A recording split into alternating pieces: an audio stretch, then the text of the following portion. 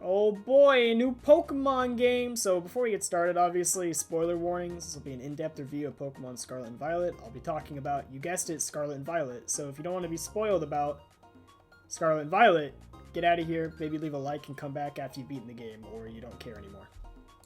Okay, cool. Now that the people that haven't been injected with Game Freak Stockholm Syndrome are gone, we can talk about the game.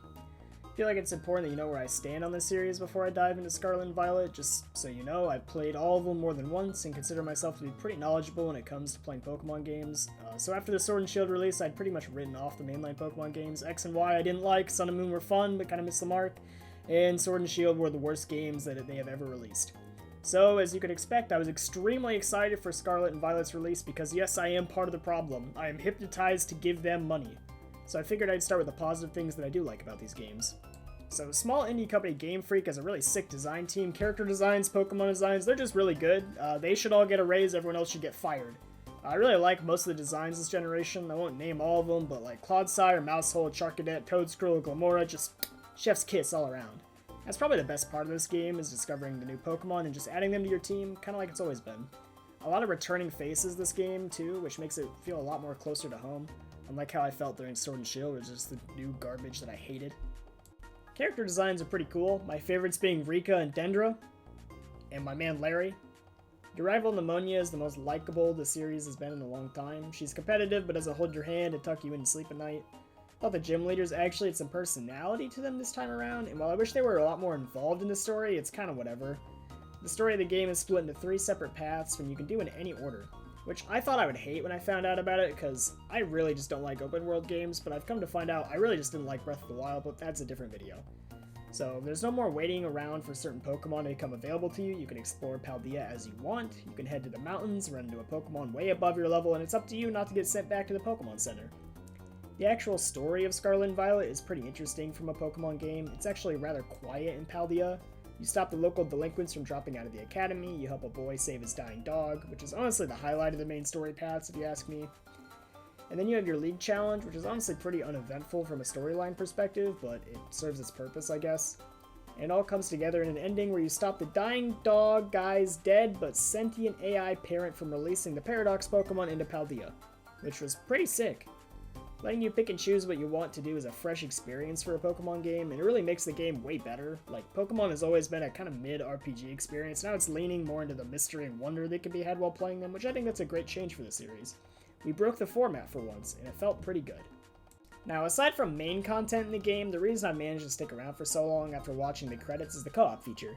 Being able to run around in Paldea with your friends is something I've been dreaming about for so long, and it really makes the game so much more fun. Raid battles are pretty good, and I even sunk hours into making a one-shot strategy for 5 and 6 star raids that lets my friends and I clear it instantly, which is insanely rewarding and fun. The raids on paper are fun when they work properly. Notice how I'm leaving some stuff out so far. The other big change is how accessible it is to make a competitive team. Between bottle caps, EV training items, and shiny hunting, it's actually possible to make a competitive team in a game without spending weeks of your life training them up and breeding them. I will say that if you don't care about shiny hunting or making a competitive team, there's really no reason to keep playing the game, but I'm treating this as the real post-game, and it's been really fun. And I understand that not everyone shares that interest and will put down the game after the credits roll. Fine by me. But I've been having a blast sitting in Discord and talk with my friends while shiny hunting for a Dreepy. Okay, now that I've got Game Freak's toes out of my mouth, it's complaining time.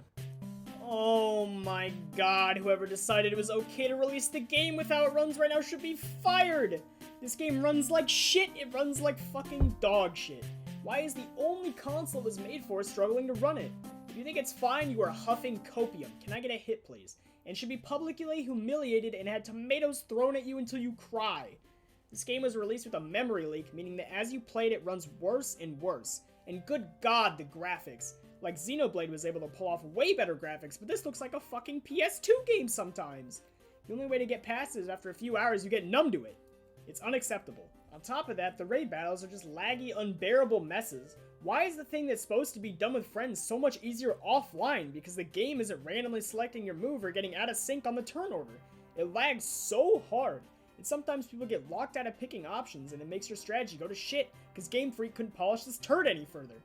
Small side note, but why do shinies not sparkle in the overworld? It's frustrating to know that you can miss them because, oops, sorry, you can check Flaffy's tail to see if it was green instead of blue. It's a really weird choice, but honestly the extra sparkles might have crashed the game, so I understand due to graphical limitations it couldn't be implemented. Alright, now the story, while being one of the things I complained the least about, the way it handles its characters is so whack. Why do all the main characters only interact at the end of the game? Why does every cool gym leader that gets introduced have nothing going on? There's no way to interact with them besides the first couple dialogue boxes, then battling them. The game and the text boxes you were supposed to trigger feels dead. Paldea is about as eventful as a 9 to 5 shoveling dirt. In an open world game, the place you explore should have fun areas, side quests, and optional content. Does Scarlet and Violet have these things? No, they do not. The caves in this game are literally holes in the wall that have a dead end and a super potion at the end of them. The thicket, mountain, and desert are nothing special, just dead areas with nothing going on. Where is the mystery? Where is the wonder? Why is there nothing of significance going on in this region? There are no landmarks, nothing to stop and explore. You just march to the next waypoint on your map after you find 30 Gimme coins and a pat on the back from Game Freak. Even the towns have the same copy-paste shops, and NPCs that talk about nothing. Where is the lore dump? Why is it all confined to one book in the library? Speaking of that, why isn't there a school life plotline or anything? Use bounce and take classes from time to time if you want to subject yourself to that garbage. There is no goddamn substance in this game. And it's honestly the most depressing part. There's just nothing to do in this region except what's marked on your map. Whether the selling point of the game is to find your own treasure in Paldea, you can only find what's been laid out for you to find by Game Freak. And that's the main problem with this game. Without driving into the intricacies of the plot or tiny little mechanics they changed, this feels like a beta of a game. It's just unfinished and leaves a lot to be desired. Maybe the DLC will add more stuff to do in this region, but why do we have to pay extra for that? It ultimately feels like Pokemon was so close to having the best release in the entire series, but there just isn't much game here. Maybe that's part of the reason I keep playing, still holding out that there's something I missed, some grand area to explore, some new adventures to be had. And much like the memes, did I enjoy Scarlet and Violet? Yeah, I did. I had a lot of fun with these games. Would I recommend it?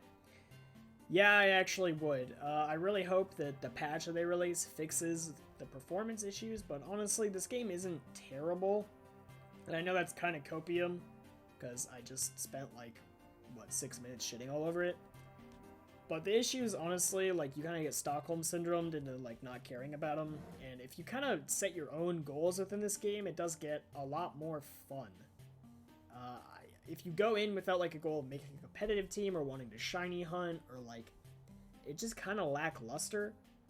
But then again, this game does still need some patches.